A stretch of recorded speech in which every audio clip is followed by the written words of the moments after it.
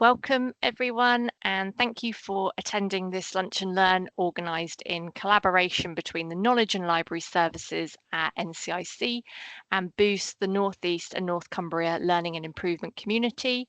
My name is Ashley Eaton and I am from Boost, and today we are joined by Dr Laura Coulthard, who's an NIHR award holder, an Honorary Clinical Psychologist for Cumbria, Northumberland, Tyne and Ware NHS Foundation Trust.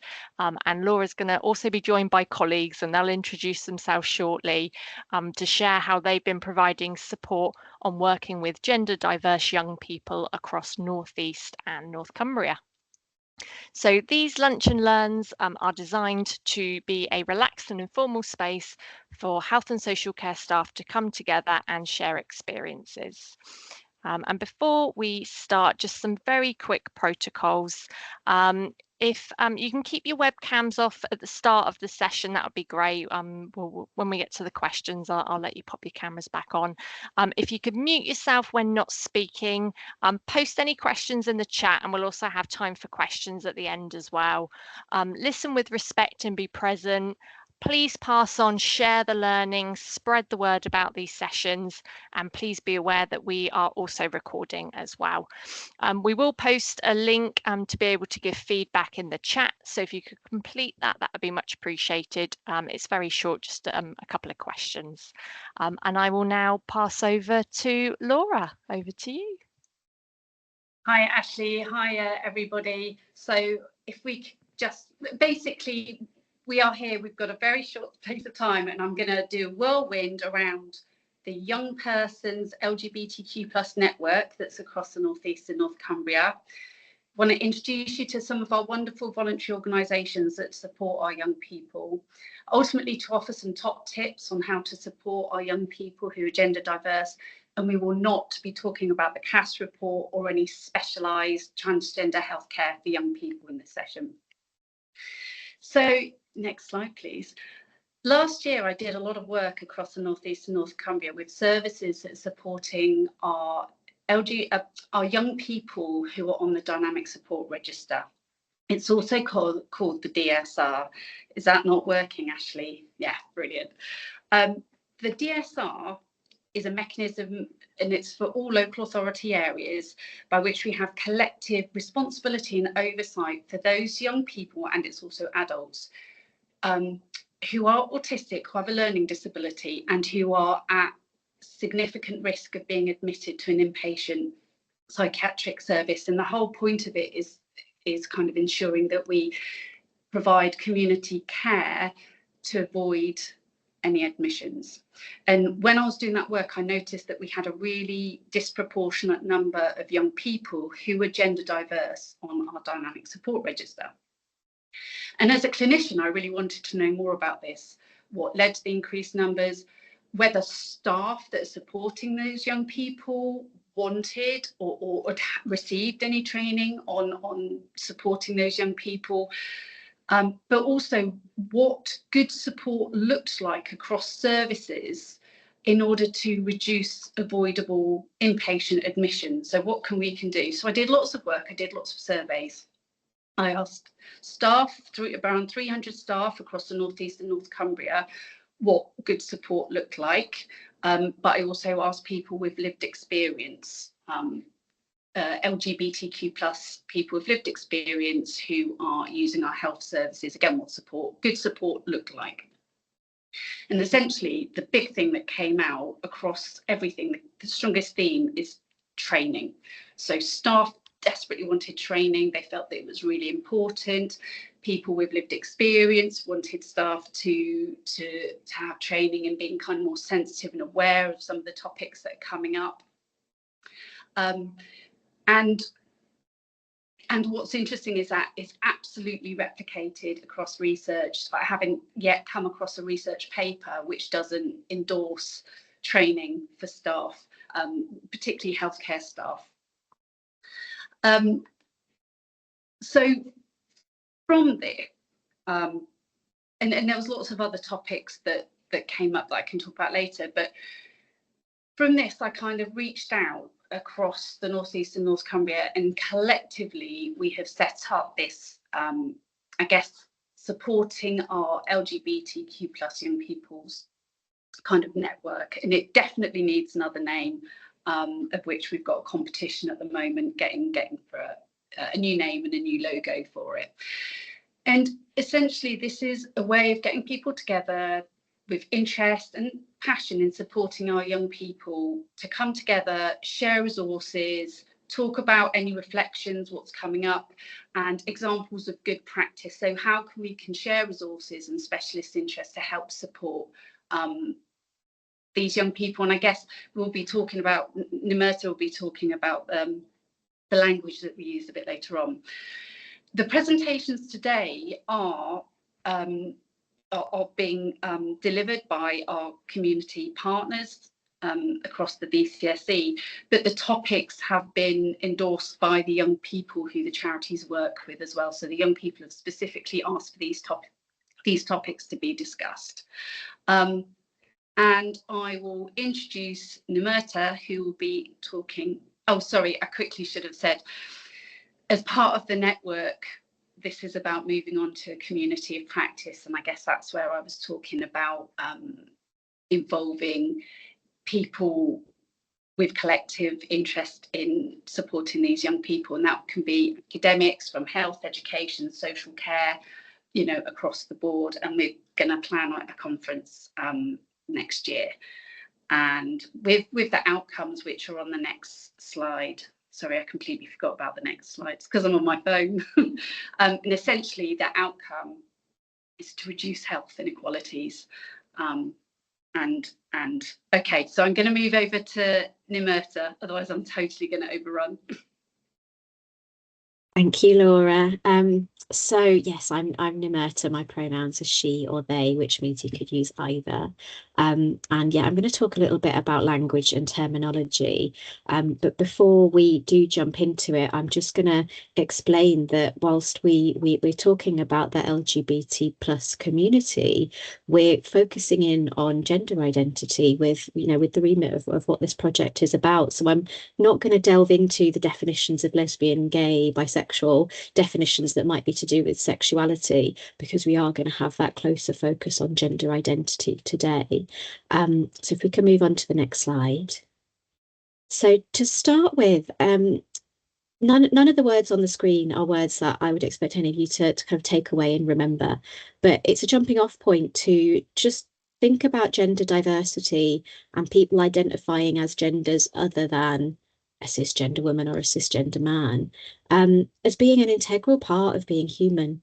And it's a part of being human that's existed throughout history. There's lots of evidence of people that have gender diverse identities throughout history, but also throughout the world in terms of different cultures.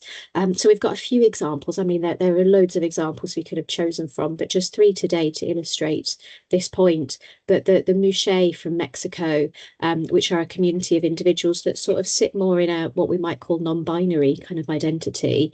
And I'll explain what that term non-binary means in a moment. We've got the Hijra folk of South Asia. Now, I come from an Indian heritage, and I do also identify as non-binary. So for me to understand that there is this integral community that's part of my heritage is really important to kind of give me that validity in my identity. And then we've also got an example of Two-Spirit, which again is another non-binary type of identity where it's to do with a gender identity that's something other than a binary. So it sort of sits in this third gender space.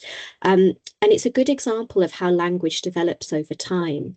So the Two-Spirit identity comes from Indigenous North American communities, and there are various different kind of communities within Indigenous North America. So it's not just one kind of cultural homogenous idea, but each community had their own language and their own word for describing what it meant to be something other than man or woman.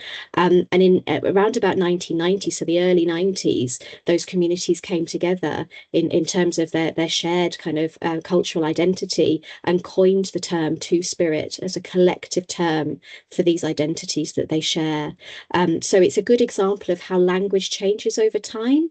And I think a lot of us can sometimes get a bit of anxiety over the fact that the language seems to be developing and it's hard to keep on top of it. But it's just to show you that this is always happening throughout history. So if you move on to the next slide. The language itself doesn't matter. I mean, it matters to the individual. They identify for a reason because that word gives them power in owning who they are and what their identity is. But you, as somebody that supports that individual, it doesn't matter if you don't know what that word means.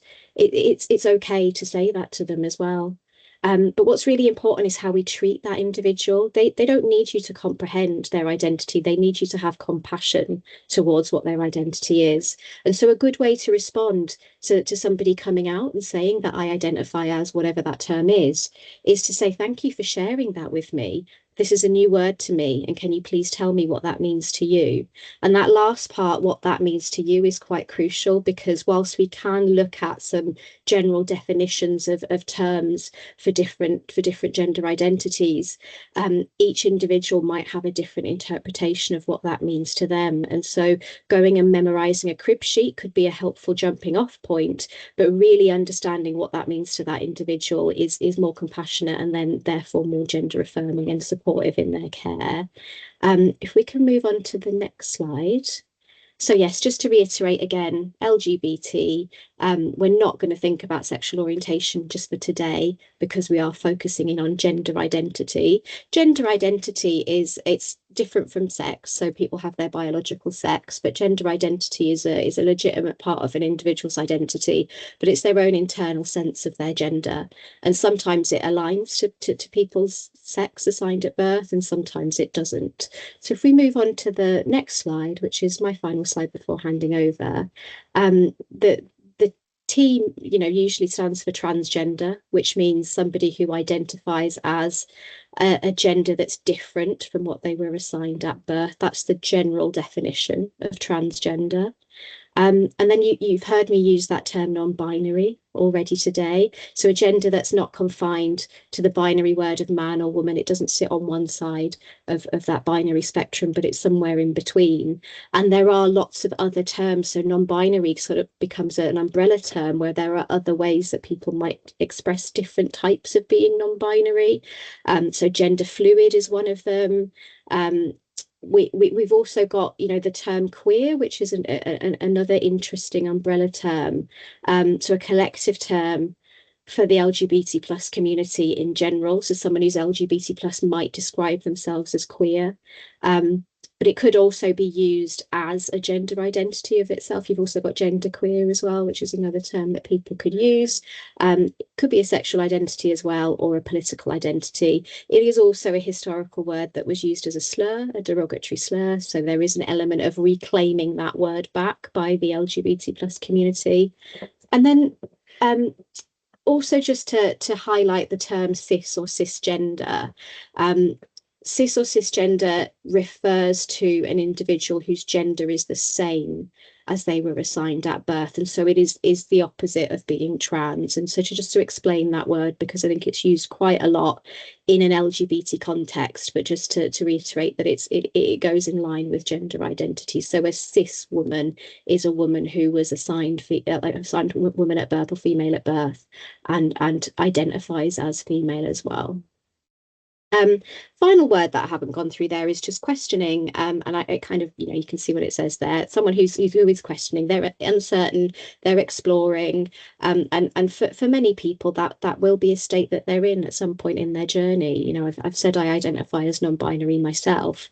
That's definitely a state that I've been in, where you're questioning and you're going on that journey. And again, in terms of support services and healthcare, it's an important state to kind of acknowledge and recognise that people can legitimately be in, and they don't have to have an answer there and then about what their identity is. So that's a really quick whistle-stop tour on language and terminology. I'm now going to hand over to Daniel Kirkbride. Hi everyone, I'm Daniel. I'm a project worker for Streetwise. I support young people with their wellbeing as well as their sexual health. My pronouns are they and them, and I'm going to talk about pronouns and what to do if we get things wrong. So pronouns are just the words that we use to refer to ourselves and to one another. And it's more common practice nowadays to share those pronouns with other people so we can refer to each other correctly. So some common ones would be things like he, him, and his, she, her, and hers, they, them, and theirs, which you just use like any singular person pronoun. It doesn't necessarily denote a plural. It could just be one person. We also have what's known as neopronouns, which are a bit less heard of. These are things like ze, zer, and zers.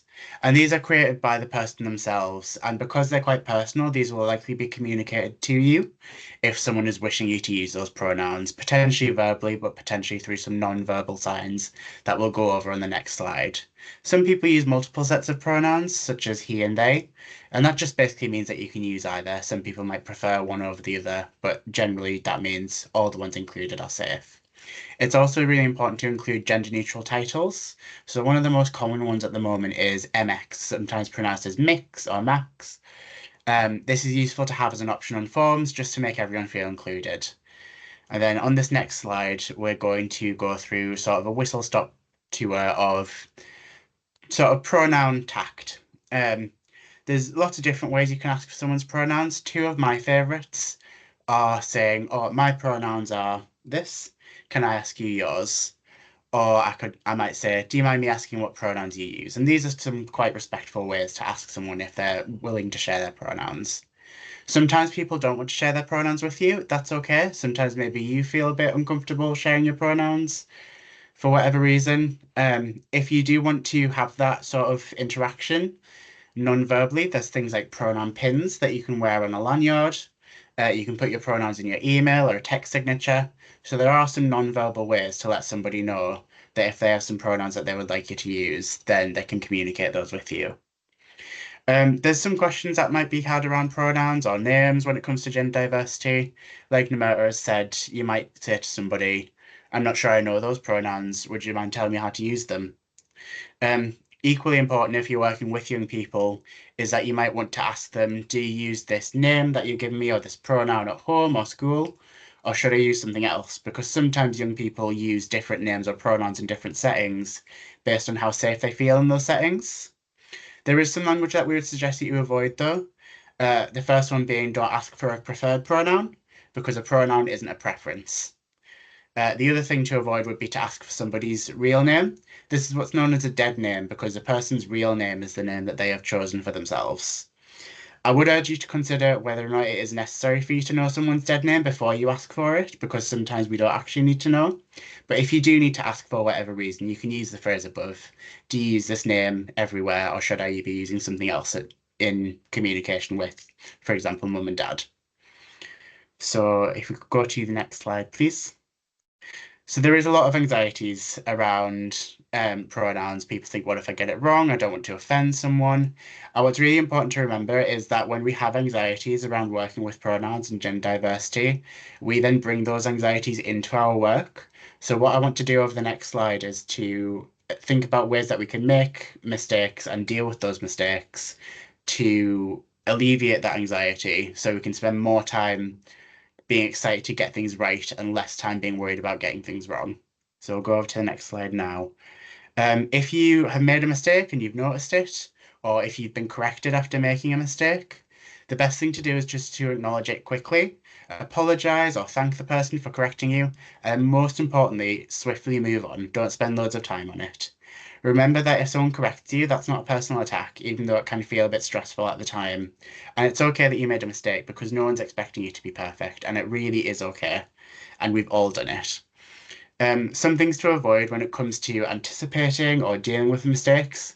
It can seem tempting to say, oh, I'm going to get that wrong. But what I would actually suggest that you don't do this, because all it does is tell your young person to expect that they're going to just be disappointed by you. So just say to them, I'm going to try my best. Equally, if you do make a mistake, don't beat yourself up. It can feel horrible when we make a mistake, but by beating ourselves up, we're actually putting the responsibility onto our young people to make ourselves feel better, and that's not what we want. And the last thing that I would say would be to be proactive as opposed to reactive when it comes to gender and pronouns. So don't just practice it when you're in an appointment with a gender diverse young person. Practice it outside of your appointments, in conversations, in notes, in your head.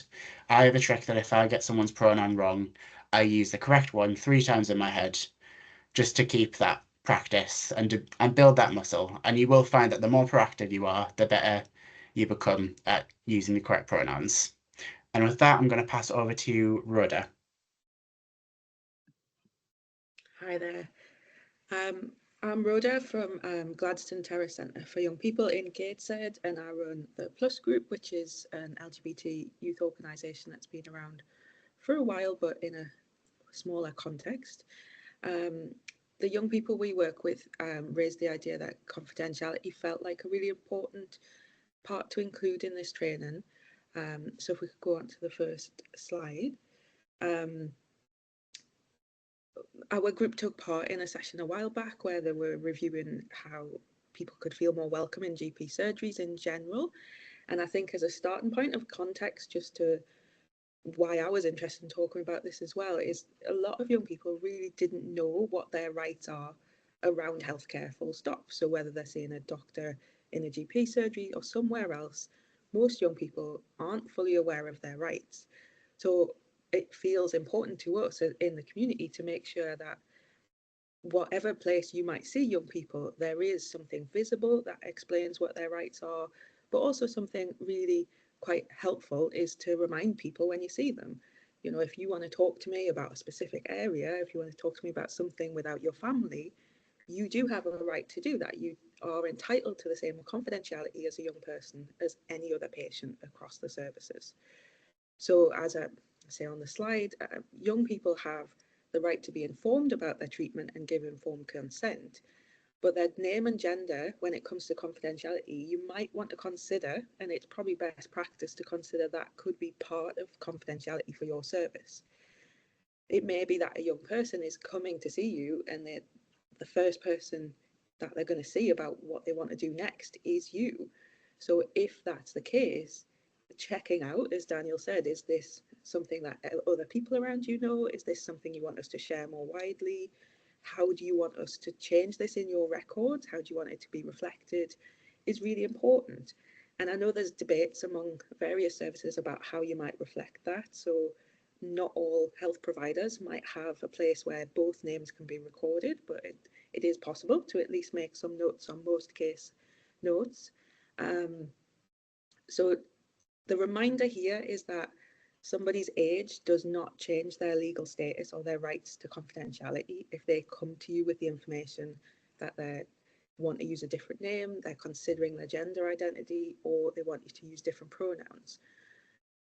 And there may be, you know, sometimes grey areas with that, where if someone's around about 13 is what we in the youth work sector refer to as Gillett competence and Fraser guidelines. So that does exist because there were legal cases in the past that were to do with sexual health.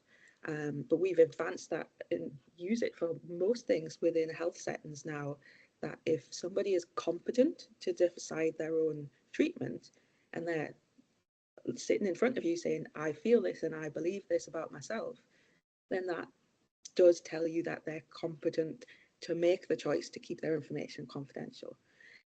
It may be you have a discussion with them about, is it helpful to tell somebody else about this? Is it helpful to get you more support at home or somewhere else? But that doesn't necessarily mean you have to tell somebody else.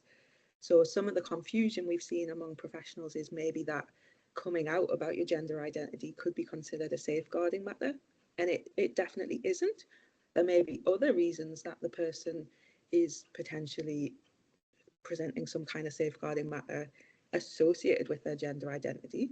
They might be self-harming as a consequence of their feelings, or they may be engaging in risk-taking behaviours, but that would be the thing you would report. You don't necessarily have to disclose their identity just because you're making a report.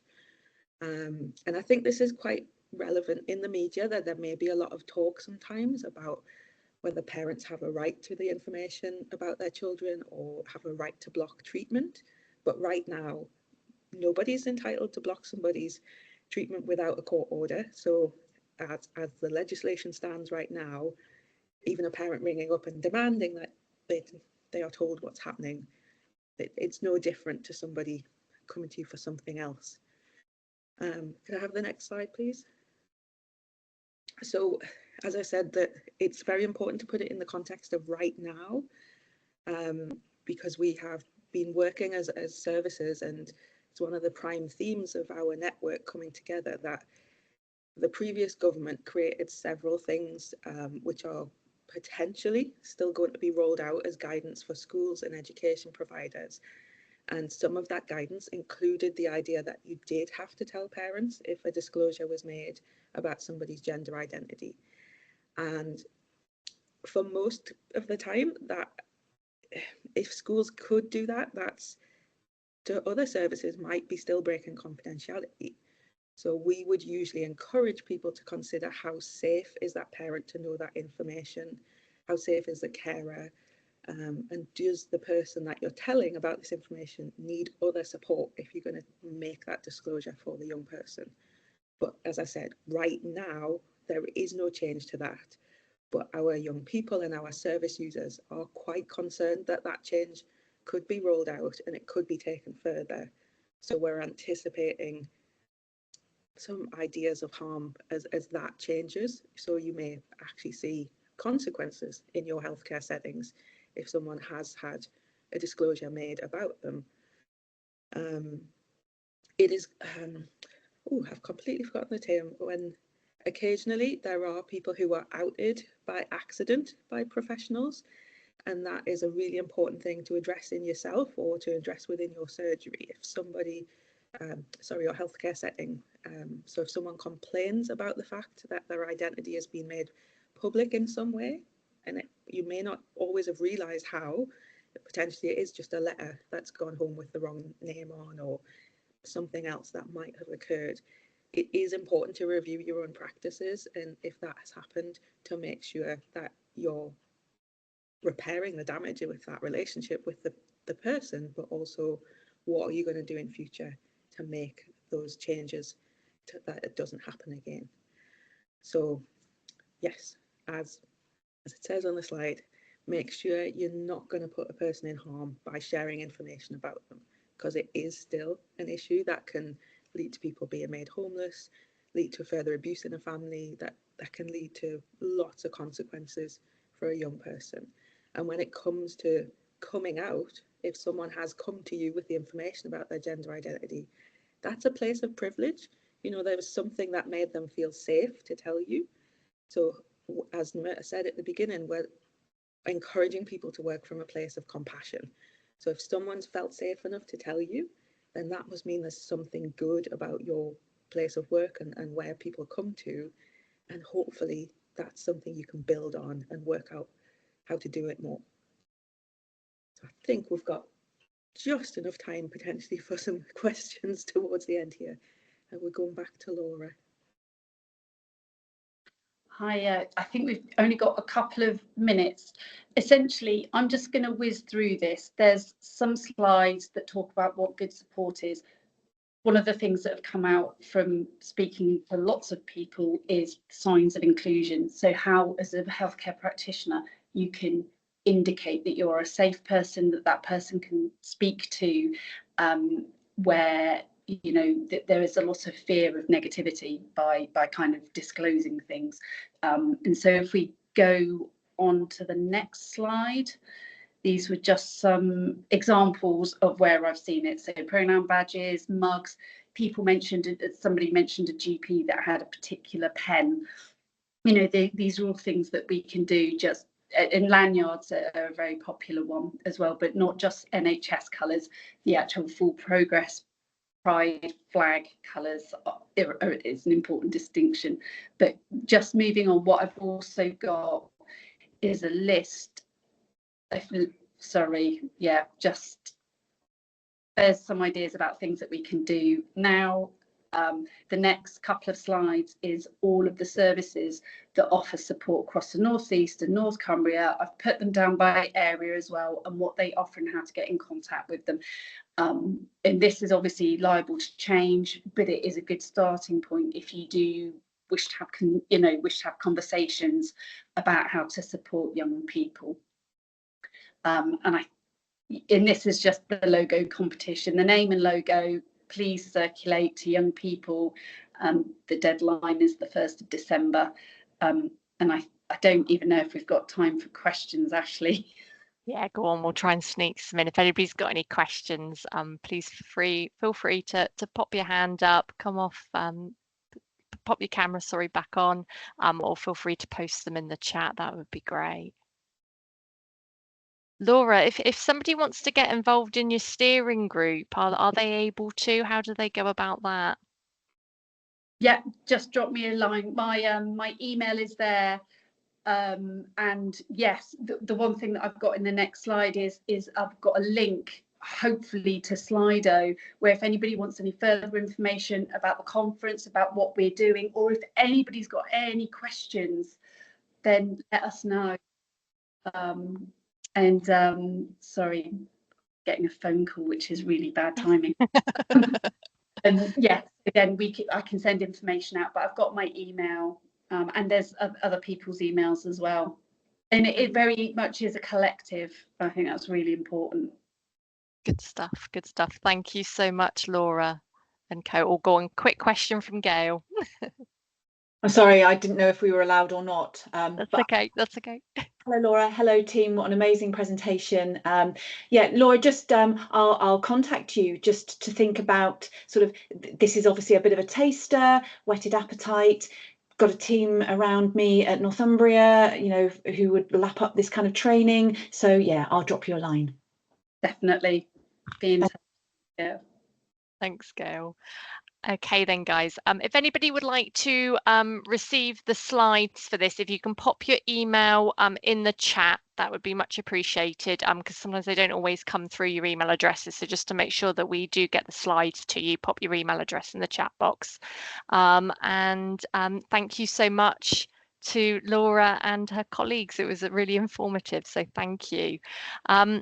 Again, we will pop, oh, Kim's already done it. We've popped the evaluation link in the chat. So if you could let us know what you thought of today's session, that'd be much appreciated. And you'll also see we've got a couple more lunch and learns coming up before the end of the year. So please check those out as well. And we did record today's session. So please, once we've done the tech bit behind the scenes, please share the recording as well with colleagues. Brilliant. Thank you ever so much, everyone.